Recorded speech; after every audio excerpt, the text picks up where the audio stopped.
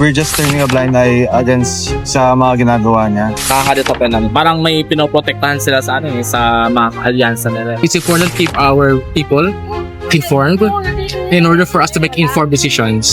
Nasayang lang din po yung boto ng tao. Sana gumising na rin yung iba. Hanggat walang accountability, walang taong matatakot na gumawa ng krimen.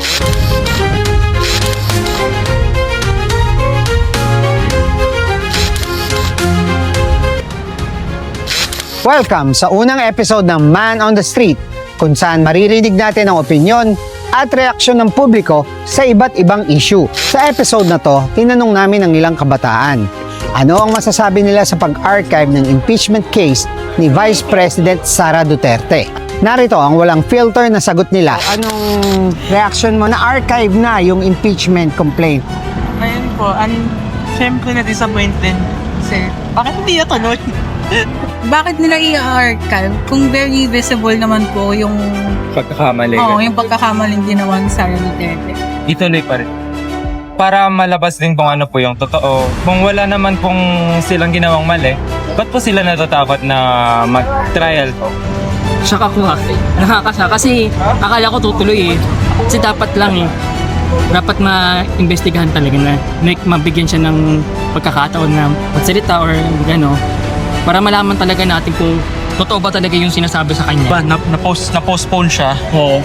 Parang okay, sige may oras pa. So biglang, di na matutuloy? Grabe. Naiinis po. Kasi po parang i-impede po yung checks and balances po ng gobyerno.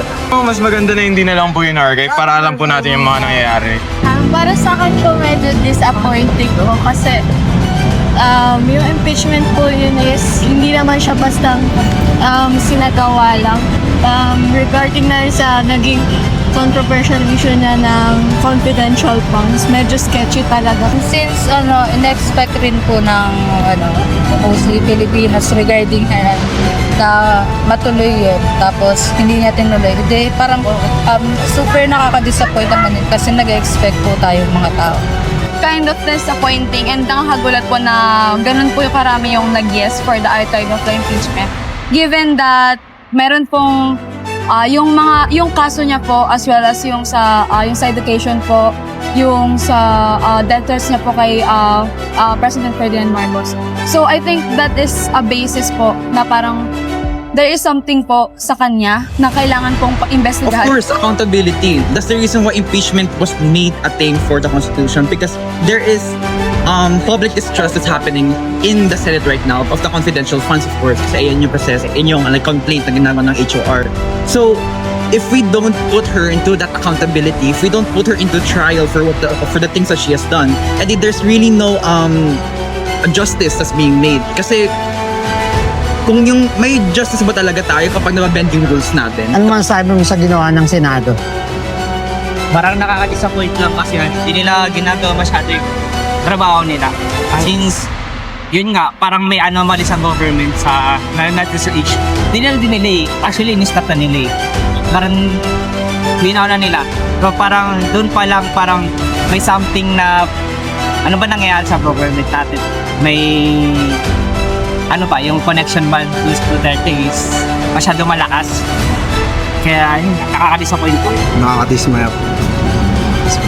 Kasi kung ba't po nila i-archive yung ganong impeachment, wala ulit yung tiwala ko sa sistema ng na batas ng gobyerno. Kasi alam naman natin yung totoong nangyari, alam naman natin yung misuse of funds niya.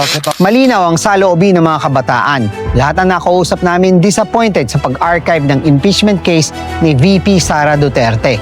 Tama naman sila na wala talaga ang pagkakataong makita ang mga ebidensya sa alegasyon, lalo na't public funds ang pinag-uusapan.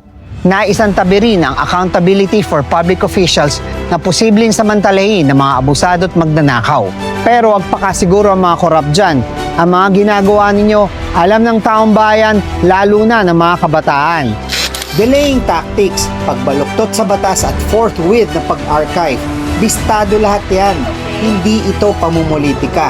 Natural lang nalitisin ng sino mang inaakusahan ng paglustay ng daan-daang milyong piso dahil pera ito ng bayan. Ang mga korap na politiko at mga kakampi nila ang tunay na nagpapahirap sa atin.